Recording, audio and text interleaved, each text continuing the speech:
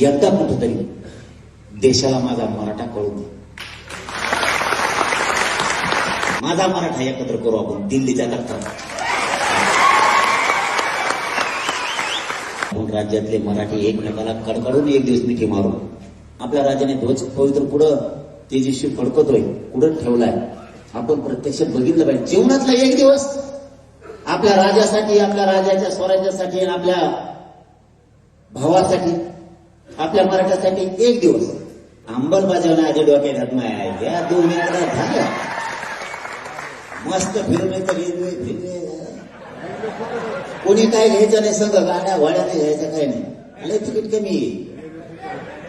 रेल्वेनं आपलं फक्त 3 दिवसात खायला घ्यायचं. अधिवेशनाच्या म्हणजे सभेचे एक दिवस आधी 3 दिवसाची ग्राउंड बुक करायला सांगितलं आपण तिथं. तिथले मराठी तट झाले दिल्लीचे. ते म्हणले आव आव आव आव तू आव बाबा आव. ते हिंदी ठोकीने म्हणलं आव नाही आलोच.